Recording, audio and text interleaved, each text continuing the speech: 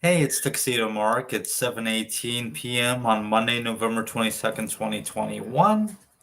And I want to show you the latest stuff that I got. But before that, I'm going to do a review of Ghostbusters Afterlife because I actually went to see it today in another county. I could have gone to theater in another city in my county, but the theater that I ended up going to was showing it like a half hour earlier, and there was more shopping that I could check out there, so that's why I went there. Hey, Random Cactus, thanks for joining me. Okay, so the movie, it was good. I really enjoyed it. I'm a longtime Ghostbusters fan since I don't know if I want to say 1986, but 1987 definitely. Um, So yeah, I was a fan of the real Ghostbusters cartoon back in the day. That started in '86. I don't know if I was watching it quite so early on, but I know I was watching it in 1987. And I was also watching Filmation's Ghostbusters. And I guess I was kind of confused why there were two different Ghostbusters cartoon series going on at the same time, but you all probably know that story already. But anyway, and I watched Extreme Ghostbusters in the '90s. That was good. And I saw the 2016 film, and I enjoyed it. I thought it was okay. Um, yeah.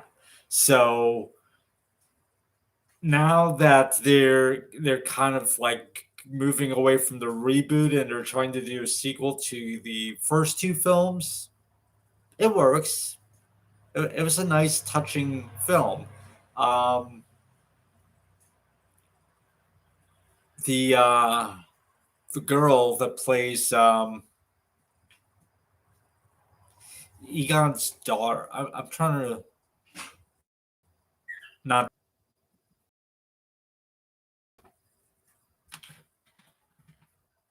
Yeah, granddaughter McKenna Grace. She was really good, and she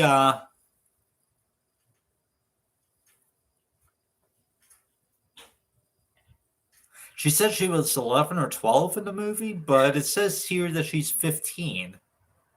I'm not sure when Ghostbusters Afterlife was actually filmed, but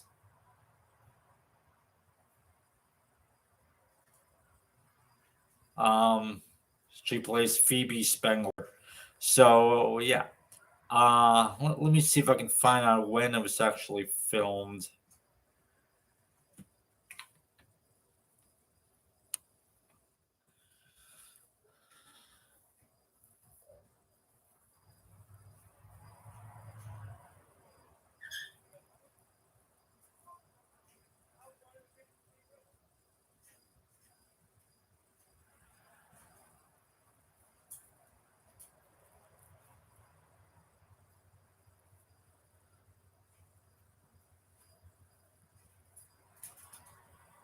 Uh,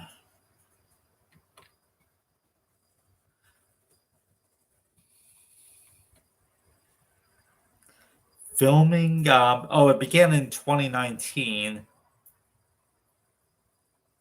Oh, it finished filming on my birthday, actually, in 2019. It took like 3 months and 6 days.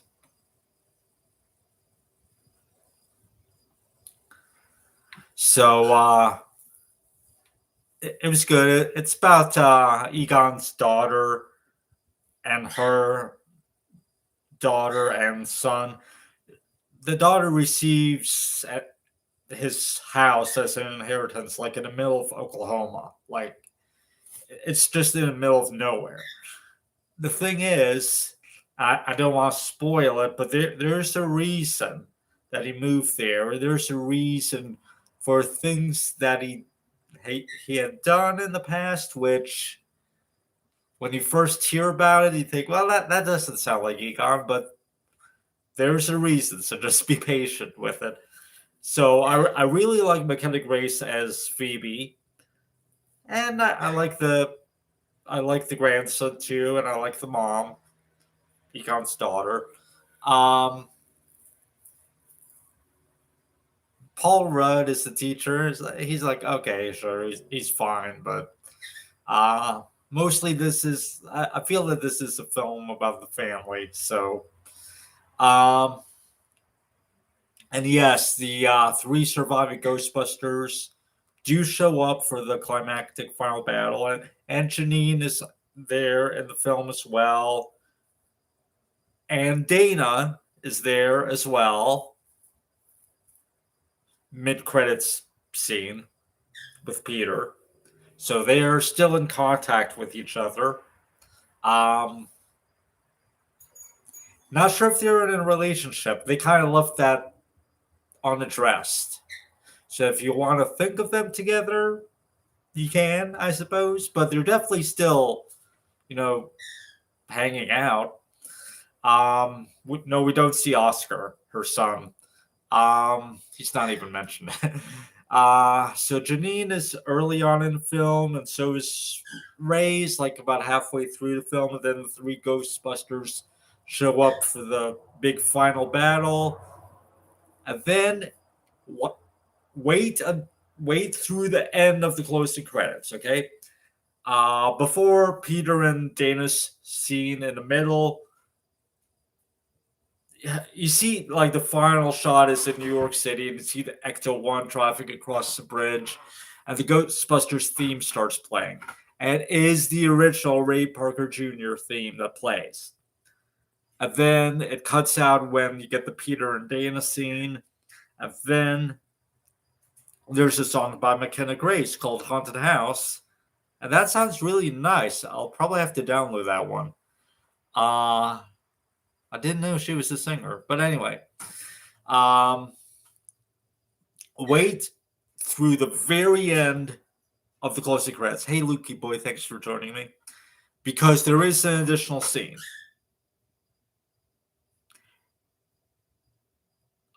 I'm not going to say much about it. I don't want to spoil it. It's between Janine and Winston. Okay? But wait through the very end of the movie. Okay? Um, it was nice. So, most of this film is about Phoebe discovering who her grandfather was and discovering all the stuff in the hidden compartments in the house and around the property that he had left behind, and discovering why exactly he had moved there and what the big secret is. So, yeah. And I think the grandson, like her brother, also has like a kind of love interest at the diner that he works at. Except at one point she did see that she has a boyfriend, but I don't know if that's true or if she's just messing with them. Nothing ever comes of it. Also, they try to do something with Egon's daughter and the summer school teacher, played by Paul Rudd, and nothing really happens there. I don't think they really end up together at the end of the film. Yeah, I don't know, but anyway, um, let me find out her name actually. Carrie Coon, and she plays Callie Spengler. So that's Egon's daughter's name is Callie. Um,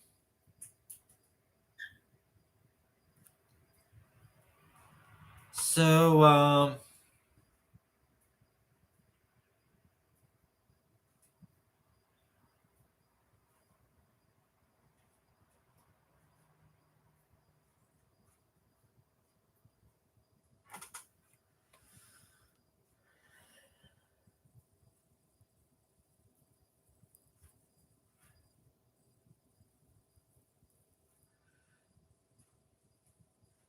we see Egon in the film. Okay. We see the Ghostbusters commercial that they recorded from the first movie. Phoebe plays it on her laptop, and then we see it close up again later on. Um, there's also a scene that takes place. Oh yeah, during at the end of the closing credits, there's a scene before it moves on to new stuff between Janine and Winston. There's a scene between Egon and Janine that's supposed to be from the first film. I swear I do not recognize it. Um, she gives him something for good luck, some I don't know, medallion or something before the Ghostbusters go off to fight Gozer. I've seen Ghostbusters multiple times. So I do not remember this scene. Um,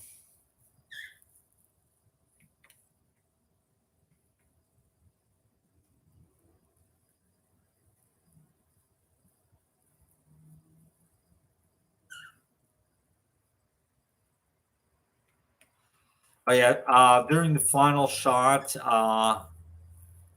in the film, they're kind of, I think, sequel baiting. Like, the ghost problem might not be over. I won't spoil exactly what it is, but uh, anyway.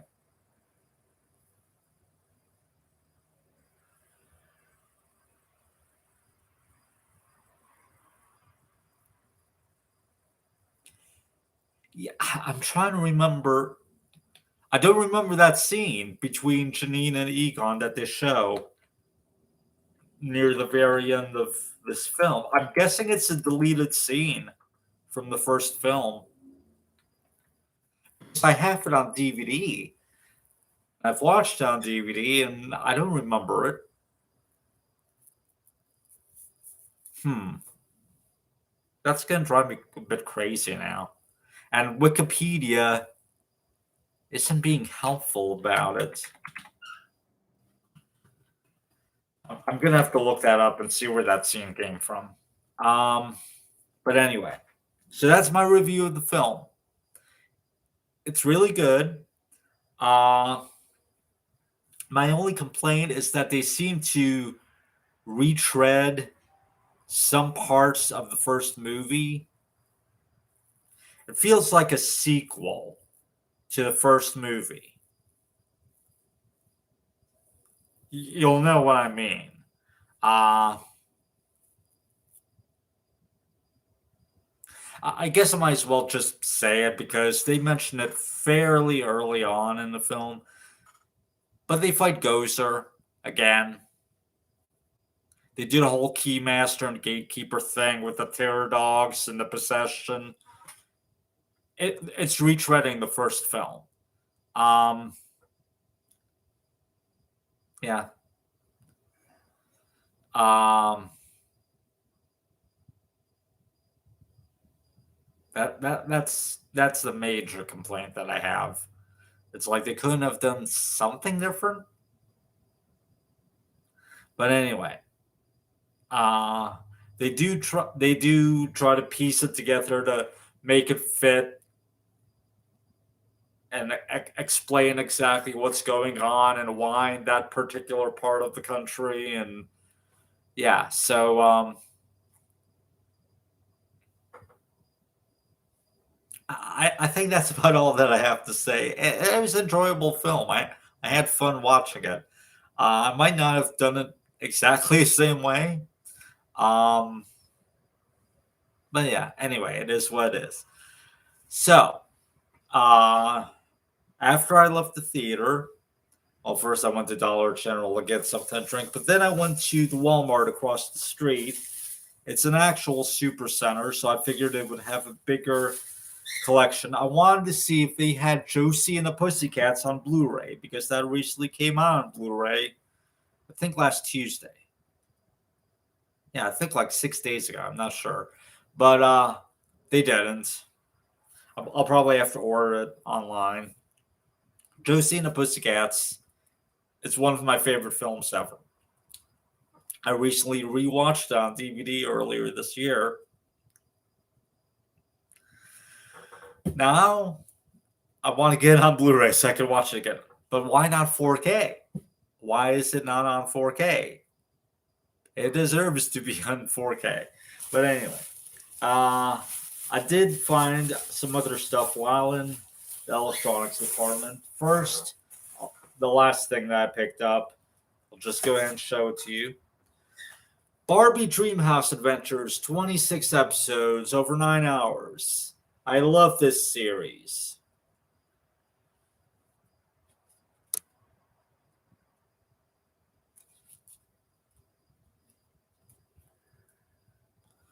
Don't know who Marvin is. I think you might have the wrong channel.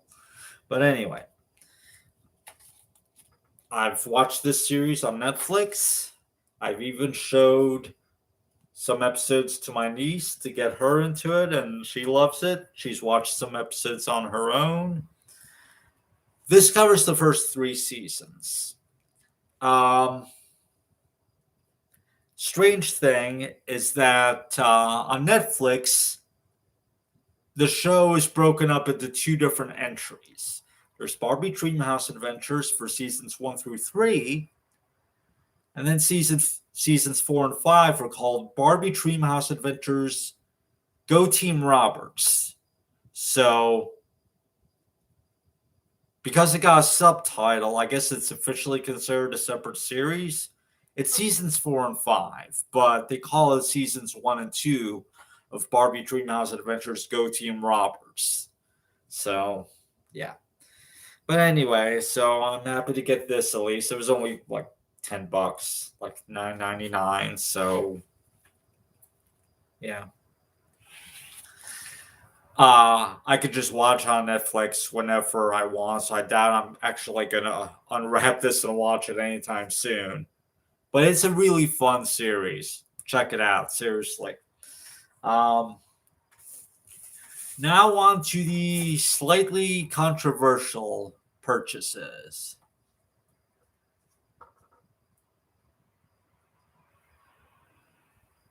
Am I being spammed or trolled or something? Because my name is not Marv.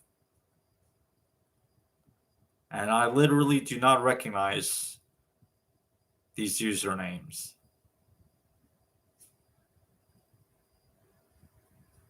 But anyway.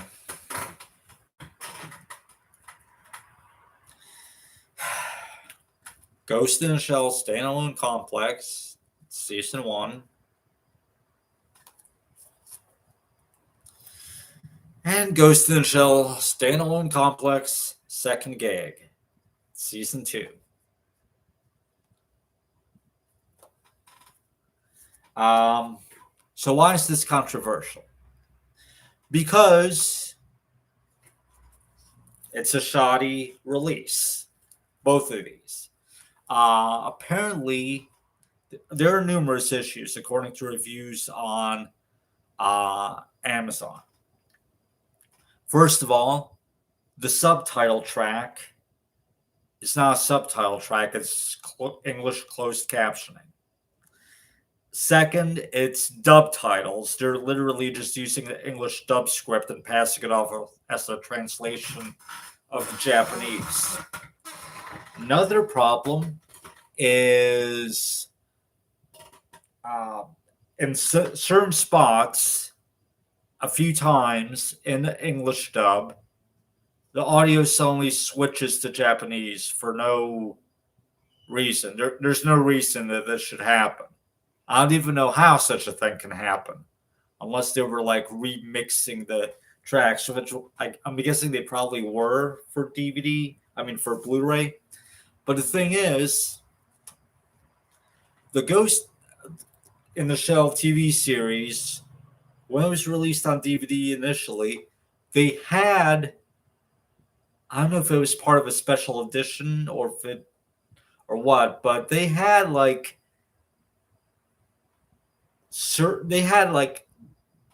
box sets where each set came with like a DVD of it was like Superbit or something, where I don't know if it was called Superbit, but it was basically just the episodes with the bonus features stripped out, and it had like a DTS audio track.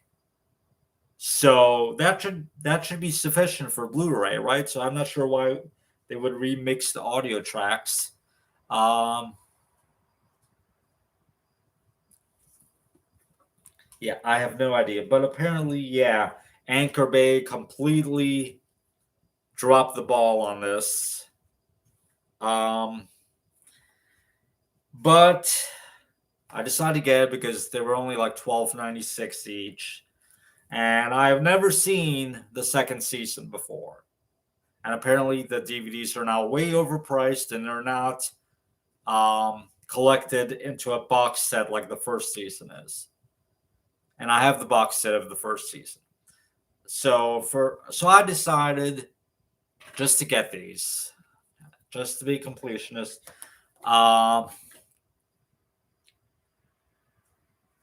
I'm gonna re-watch the first season again, and maybe I'll re-watch the Laughing Man compilation film because they made a compilation film of just the complex episodes, basically the Laughing Man story arc, and I have it on Blu-ray, and it was good. The problem, the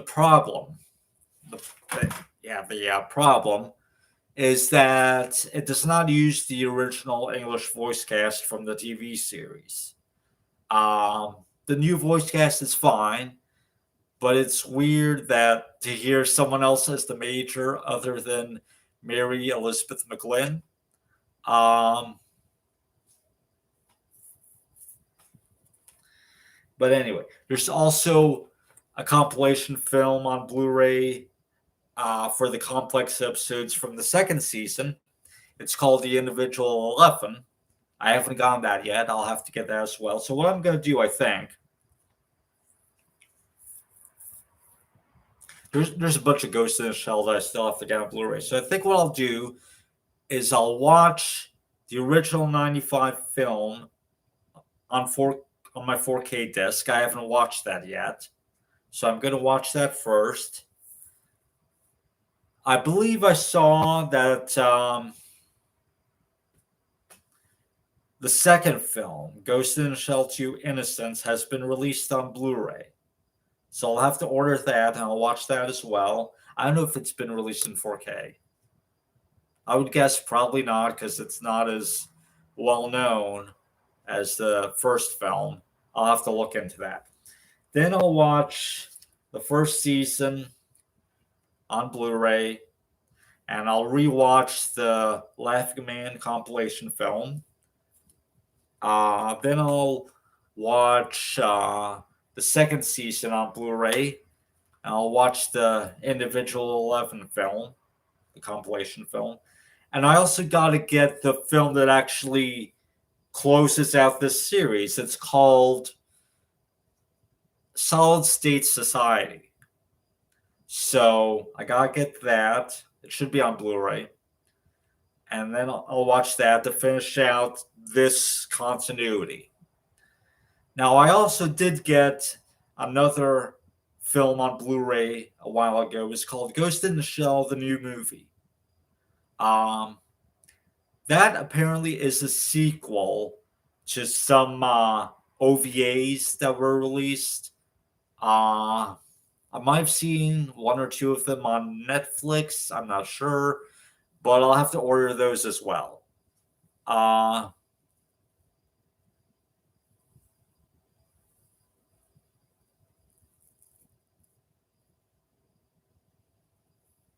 I'm definitely being spammed here by some. I have no idea. Just ignore the comments that you see on the side there. But anyway, so yeah, I got a lot of Ghost in the Shell to watch. I got a lot of stuff to watch in general. But anyway, I hope you enjoyed this video. 7:43 p.m. and that's it. Thanks for watching.